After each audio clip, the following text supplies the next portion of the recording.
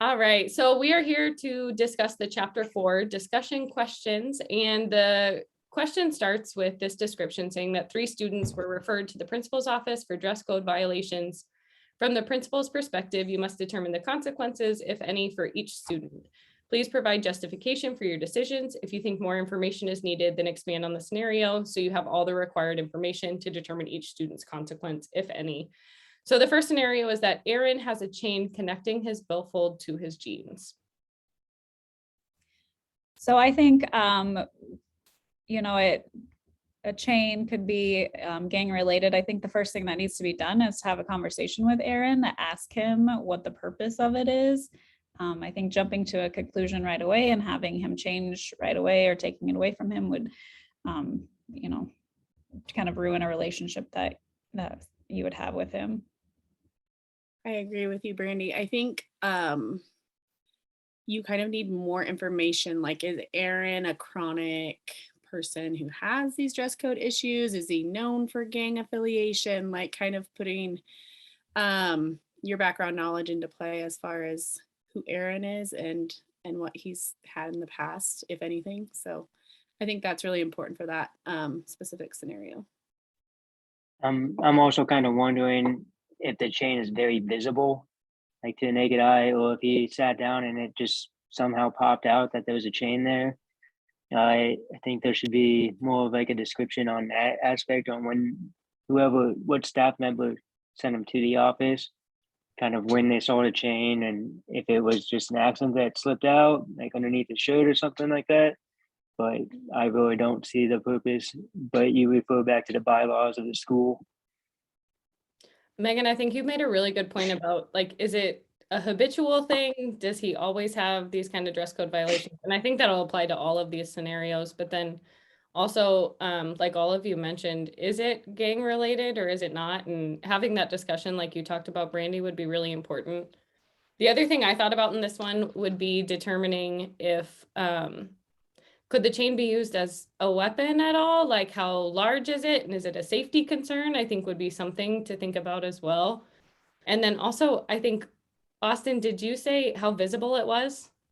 Yeah, And I think that too would be interesting. I think the student could try to justify it as not wanting their wallet stolen. I think it could Yeah. really open up a lot of different questions and scenarios, and I think really having that more restorative approach to having a discussion with a student first would be really important.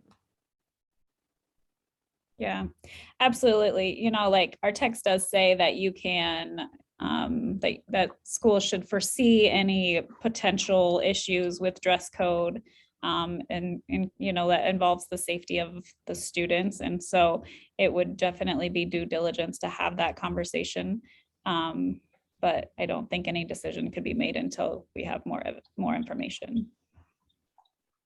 For sure. I also think it would be interesting to see like what school board policy says in the dress code portion of the student handbook.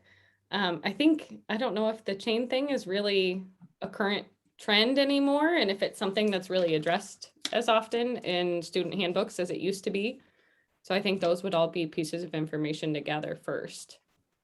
Yeah, I agree with you on the policy. I actually looked up our school's dress code policy prior to this conversation just to see, because I work in a building with kindergarten and first grade students, so dress code honestly is not a real issue. So I'm not very up to date on our policy. But just as far as our school went, I did not see anything as far as like chain wearing or like presentation of change. So I thought that was just interesting to compare it to what I have available. Anybody else have anything you want to contribute on that one? Otherwise, I think kind of what we decided as a group was that some more information was needed, maybe that restorative approach of having a conversation one-on-one with a student, determining if they were like a habitual dress code offender, and really looking back at that school policy would also be important. So the second scenario that we have here is that Tom has a picture of a squirrel on his shirt with the caption, "Protect your nuts." this one I kind of want to know how old Tom is. Yeah, I mean, if he's in high school, Yes, I still probably wouldn't. I make them turn it inside out, but to be honest, it's just a gag T-shirt. It's not starting anything around the hallways, but I guess who knows? And I want to know how old he is. If he's in elementary school and has that, he probably doesn't even understand the meaning of the T-shirt. To be honest. Mhm. Yeah, I agree with you, Austin. I think obviously the age would be dependent kind of on the consequence as well. Um, again, as I was looking at our policy, there was like 3 tiers of consequences. So it really depended, like, is this a first offense thing or is this like a habitual Tom is constantly wearing and stuff that has indecent sayings on them. So I think needing more information as far as that goes. It seems a little purposeful, I guess, just because it looks like something that maybe he was just wearing as a joke. So to me, it kind of looks like a first offense. Hey, go change that. Clearly, it's an appropriate type of situation. Yeah, and I think just to go off that, obviously it's inappropriate to wear to school, but also looking at how is it impacting the learning environment, because obviously it's going to be a distraction, especially in high school. And so just again, having, like you said, using your words, the restorative approach, having that conversation with him, like, we understand you think it's funny, however, you're disrupting the learning of the people around you with this distraction. Austin, I really liked your point that you said determining the age, because I've definitely seen kids in school that were so young that they did not know what they were dressed in that morning or understood the joke. And so if it was a younger student, it might even be contacting parents about it and just having the kid turn the shirt inside out. And then obviously, like we all said, if it was high school, he probably understood the intent, knew why it was funny. And then, yeah, determining, is he a habitual offender? Megan, I think it's really interesting that you guys have like a tiered approach to how many offenses that there are, and then consequences are determined from that. So I think kind of what we all determined on this one is like, what's the age? How many times has this happened? And then I think all of us kind of said, turn the shirt inside out, or maybe just grab, a T-shirt that's somewhere in the building that they could change into, and having that discussion that this wasn't appropriate. And plan that from there on out. Anything else that we want to add to that one? I think so. All right, so the last one that we have here is Ashley is wearing skin tight leggings. I feel like oh, go ahead, Brandy. No, go ahead. Nope, you're good. I think this one is really hard to determine. So like, again, how old is Ashley? What is policy on leggings? I like in our building, I guess, as teachers, we have a policy on leggings. You can wear them as long as you're covered like from the thighs up, so that it's not showing anything too revealing. So I think just determining kind of the context around the leggings would be helpful to know, is this within policy or not? Agreed. And I think it's also important to know whether or not it is like the thick, like workout fabric leggings, or is it super thin leggings that you can see through?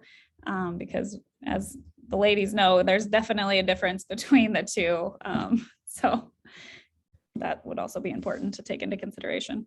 Yeah, I was gonna say, Brandy, not all leggings are made equal. That was the Absolutely.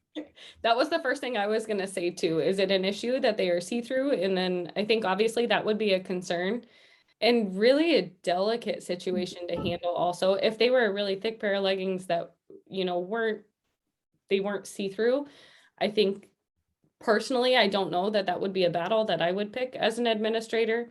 If they were see-through, again, I think it would be a really delicate situation to handle and have that discussion.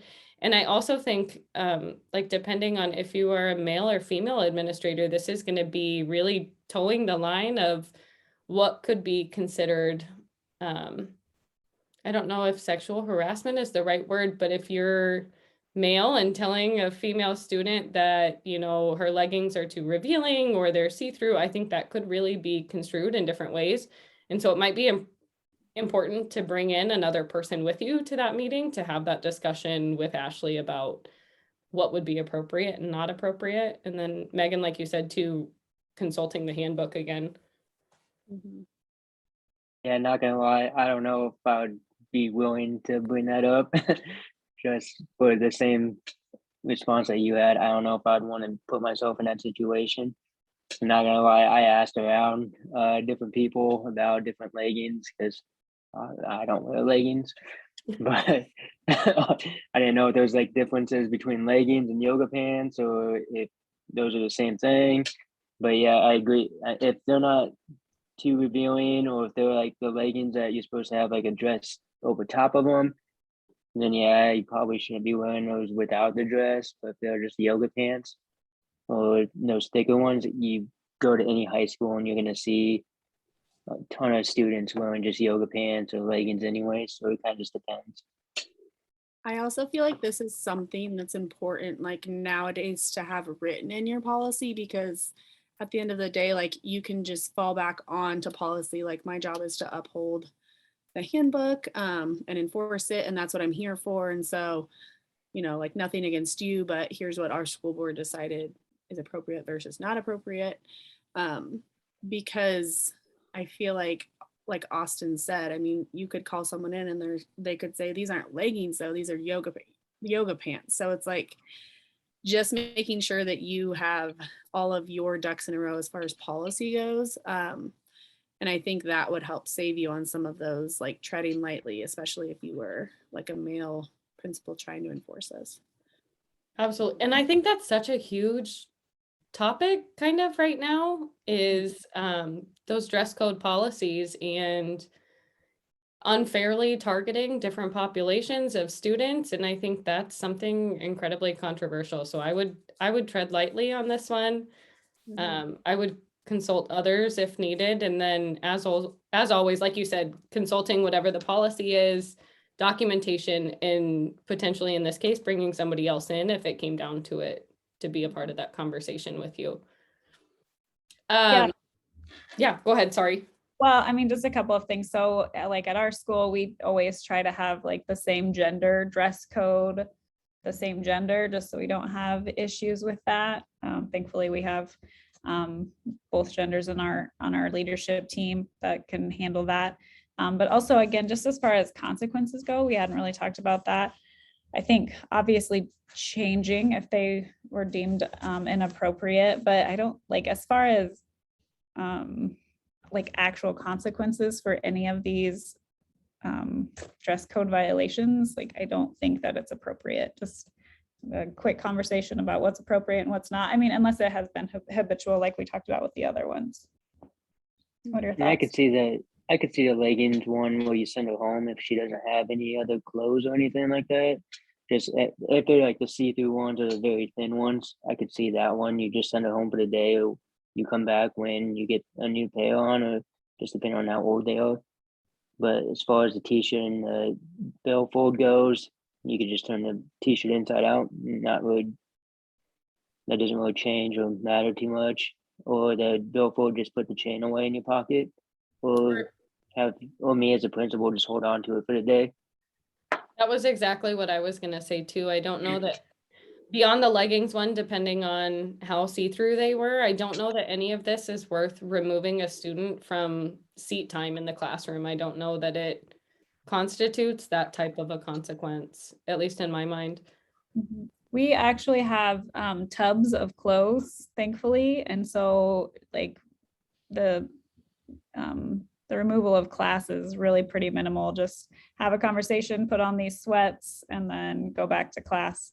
And so honestly, we've been able to curb a lot of dress code violations because they don't want to wear our sweats or sweatshirts. So That's such a great idea and strategy. And actually, I was just going to bring this one up too. I think sometimes with dress code violations, you toe a really thin line too with thinking about your student population, and are they students who are from, a lower socioeconomic status and don't have access to as many clothing options, and maybe not the type of clothing options that meet school dress code. And just kind of being cognizant of those things as you make the decisions as an administrator also. I was gonna Um, say, piggyback off of that. In our book, it talked about being mindful of the freedom of expression. So like as a school, that you're not crossing that line, because sometimes when you get too strict on things, that's when people can kind of press back, or it can become more legality related than needed. I don't feel like any of these scenarios, like you guys said, really goes to that point, but I think it definitely does happen within probably high schools more often. And I just want to clarify, the clothes are not like, hey, look at me, I was dress coded. It's just like Skylar gear. It's not like, sorry, I just wanted to clarify that. It's not like a dunce cap, you know, like Yeah. I'm wearing this shirt because I was dress coded situation, but. And I think most schools have extra t-shirts somewhere laying around, or, you know, a pair of Absolutely. like practice basketball shorts or something that could be lent out to students. And again, going back to that idea that, is this really worth losing instructional time over and sending a student home for? Because I think at least one thing that I've seen before is that when students start to receive, you know, OSS for a day or something like that, or they're sent home for the remainder of the day, it becomes a way to escape instruction and escape the classroom. And they know that this is a way to get out of that. And that could lead to habitual offenders, I guess, because they know it's an easy way out and they know what the consequence is, and it's always going to be that. Mhm. Yeah, that's a great point. Anything else we want to add to these discussion questions before we close? I don't think so. Good. All right, thank you guys.